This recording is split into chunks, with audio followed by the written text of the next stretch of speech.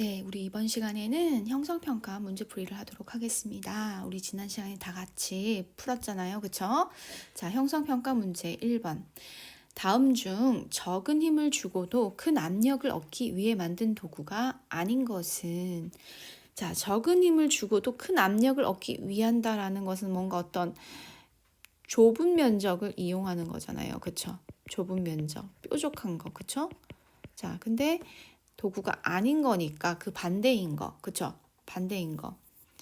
못, 삽, 송곳은 다 바늘, 뾰족한 거잖아요. 그쵸? 큰 압력을 얻기 위한 도구예요. 아닌 것은 자, 넓은 면적을 이용하는 4번의 스키가 정답이 되겠습니다. 2번 그림과 같이 크기가 같은 삼각 플라스크에 물을 가득 채우고 스펀지 위에 올려놓았다. 가와 나 스펀지에 작용하는 힘의 크기와 압력을 비교한 것으로 옳은 것은, 자, 우선 압력은 바로 보이죠. 어디 스펀지가 더 많이 들어갔어요. 자, 여기 스펀지가 이렇게 움푹 들어갔고요. 여기는 살짝 들어갔네요. 그쵸? 아, 압력의 크기가 나에 더 크게 작용했다라는 것을 우리가 알 수 있습니다. 따라서 1번 아니면 4번이 정답이 될 수 있겠네요. 그쵸? 자, 힘의 크기는요? 힘의 크기는 물이 가도 가득 차 있었고요. 가득 채웠다고 했잖아요. 물을. 그쵸? 나도 가득 차 있는 상태예요. 자, 그러니까 무게는 변화가 없잖아요. 그러니까 힘의 크기는 같은 상태이죠. 힘의 크기는 같지만 어떻기 때문에 네,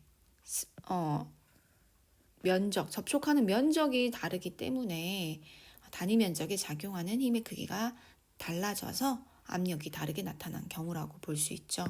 자, 그래서 정답은 4번이 되겠습니다. 자, 3번으로 가겠습니다. 기체의 압력을 설명한 것으로 옳지 않은 것은, 기체의 압력은 선생님 어느 방향으로 작용한다고 했죠? 네, 모든 방향으로 작용한다고 했어요. 그쵸? 그래서 풍선을 불 때 풍선이 어떻게 해요? 둥글 모양으로 커진다라는 이야기를 했죠. 2번, 기체 입자가 용기의 벽에 충돌할 때 생긴다. 그렇죠.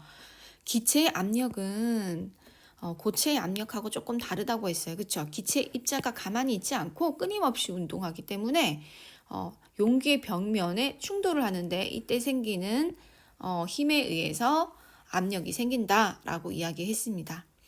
자, 방향에 따라 기체의 압력은 크기가 달라진다. 자, 맞아요, 틀려요?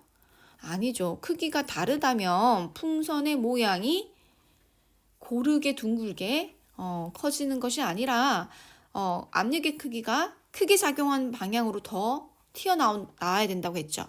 그래서 3번이 틀렸습니다. 자, 4번 기체 압력은 입자가 운동하기 때문에 생긴다. 네, 기체 입자는 가만히 있지 않고 스스로 끊임없이 운동하고 있다. 그렇기 때문에 압력이 생기는 거죠. 자, 부피와 같을 때 기체 입자의 수가 많을수록 기체 압력이 크다. 기체의 수가 많아지면 선생님이 어떻게 된다고 했어요? 충돌 횟수가 많아지게 되고, 그러면 용기 벽면을 더 많이 누르게 되잖아요. 그러니까 압력은 높아진다. 이런 이야기를 했죠. 자, 어떨 때? 부피가 같을 때. 자, 따라서 이것도 맞는 설명입니다. 그래서 틀린 설명은 몇 번? 3번이 되겠습니다. 자, 4번 문제로 갈게요. 자, 풍선을 불고 있는 모습을 그림으로 잘 나타내고 있네요. 그쵸? 자, 이와 관련된 설명으로 옳은 것만을 보기에서 있는 대로 고른 것은 이라고 했어요. 자, 풍선을 불수록 풍선 속에 기체 입자수가 증가한다. 그쵸? 계속 공기를 넣어주고 있으니까 기체 입자수는 증가하는 거죠. 자, 풍선 안쪽 벽에 작용하는 기체 압력이 클수록 안쪽 벽에서 작용하는 기체의 압력이 커요. 그럼 어떻게 되겠어요? 점점 커져요. 그러면 풍선 밖에서 작용하는 기체의 압력도 있잖아요. 그쵸? 풍선 바깥쪽에서 작용하는 기체의 압력도 있는데 이 기체의 압력보다, 자, 선생님이 지표면에서의 기압을 뭐라고 한다고 했죠, 선생님이? 대기압으로 1기압이다라는 이야기를 했을 거예요. 그러니까 우리 주변에 있는 공기 압력은 1기압이라고 생각하시면 됩니다. 우리가 이제 지표에 살고 있으니까. 자, 그럼 풍선 바깥에 있는 공기 입자들의 압력은 당연히 대기압, 1기압이 됩니다. 근데 풍선을 계속 불어주다 보면 이 1기압보다 커질 때가 있어요. 자, 1기압보다 커지면 어떻게 될까요? 힘 센 애가 힘 작은 애를 이기죠, 그쵸? 그러니까 풍선이 어떻게 해요? 네, 커져야 되겠죠, 그쵸? 자, 그래서 기체 압력이 풍선 안쪽에 기체 압력이 커지면 당연히 풍선은 커질 수밖에 없습니다. 바깥쪽보다 안쪽에서 작용하는 압력이 더 상대적으로 커서 풍선은 바깥쪽으로 커지게 됩니다. 자, 풍선이 팽팽해지는 것은 풍선 속의 기체 입자의 크기가 시간이 지나면서 커지기 때문이다. 자, 기체 입자의 크기는 변함이 없습니다. 변함이 없고 어떻게 되기 때문이죠?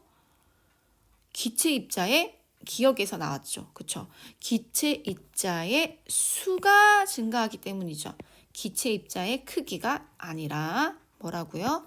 네, 수가 증가하기 때문에 충돌이 많이 일어나고 그래서 압력이 높아진다라고 설명했습니다. 자, 따라서 정답은 기역과 니은입니다. 모두 고른 것은 있는 대로 고른 것은 이라고 했으니까 정답은 3번이 되겠죠. 그쵸? 자, 밑에 배움일기와 복습이 나오는데 요거까지 지난 시간에 잘 하셨죠? 만약에 못한 학생이 있으면 꼭 해주세요. 복습은 한 가지 문제 만들기예요. 만들어서 써주세요. 내가 선생님이면 어떤 문제를 낼까 고민해가지고 한 가지 문제를 만들어서 여기다 써주세요. 자, 이제 뒤로 가면은요. 이제 본격적으로 이 기체에 대해서 이제 기체의 어떤 부피 변화에 대해서 이제 배워보려고 합니다. 자, 부피라는 것은 뭡니까, 얘들아? 부피라는 것은 물체가 차지하고 있는 어떤 공간의 크기를 우리가 부피라고 이야기를 해요. 자, 기체도 어떤 공간을 차지하고 있어요. 그쵸? 공간을 차지하고 있는데 이 기체의 부피는 뭐에 영향을 받는다? 네, 압력의 영향을 받습니다. 그래서 우리가 기체의 부피와 압력의 어떤 관계에 대해서 이제 알아보도록 하겠습니다. 먼저 교과서로 가시면 가장 먼저 나온 그림이 뭡니까? 뜬다 비행기를 타고 가고 있는 모습인 것 같아요. 자, 이륙하고 있는 모습인 것 같아요. 엄마, 과자 먹어도 되죠? 자, 지금 이륙해서 지금 어때요? 높은 하늘을 날아가고 있어요. 아빠는 벌써 잠드셨네요. 그쵸? 자, 엄마 과자 먹어도 돼요? 그러렴. 자, 그랬더니 어때요? 과자 봉지가 이랬는데 가방에 넣을 때는 이랬는데 비행기 안에서 어떻게 됐어요? 부풀었어요. 자, 이렇게 과자 봉지가 팽팽하게 부풀어 오른 까닭은 무엇일까요? 학습지에 2번에 적어볼게요. 자, 학습지 2번에 적어볼게요. 비행기를 탔을 때 과자 봉지가 부풀어 오른 것은 높은 산 위에 올라갔을 때 과자 봉지가 부풀어 오르는 것하고 같은 원리입니다. 왜 그럴까요?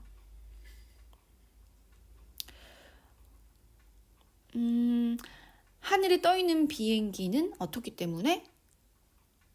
기압이 낮기 때문에 그렇죠. 그렇죠? 높은 산에 올라가면 어떻게 된다? 기압이 낮아지기 때문에 그래요.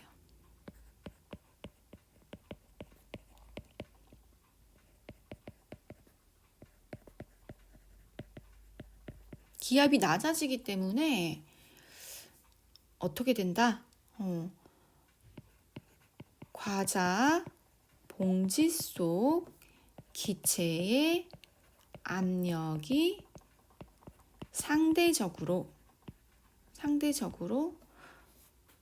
높아져서 과자 봉지가 부풀어 오르는 거죠.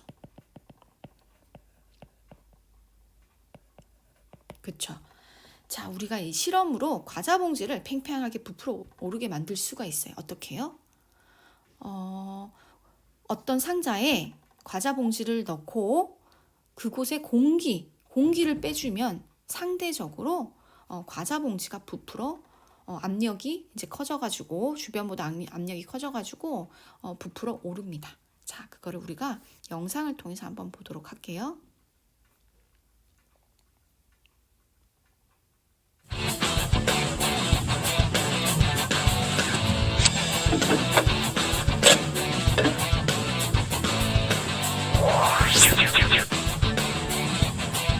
공기를 빼내고 있습니다.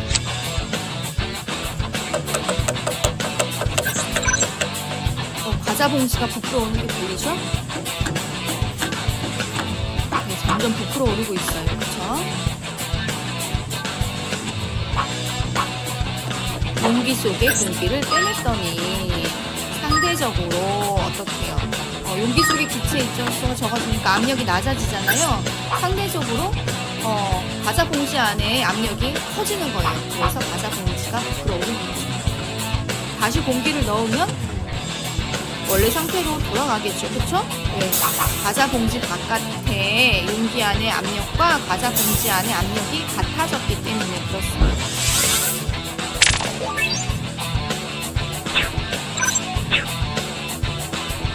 자, 기체에 작용하는 압력을 낮춰줬더니 기체의 부피가 늘어났고 기체에 작용하는 압력이 높아졌죠. 영상을 통해서 살펴봤고요. 이제 우리 다음 시간에 조금 본격적으로 살펴보도록 할게요. 오늘은 여기까지 수업 마치도록 하겠습니다.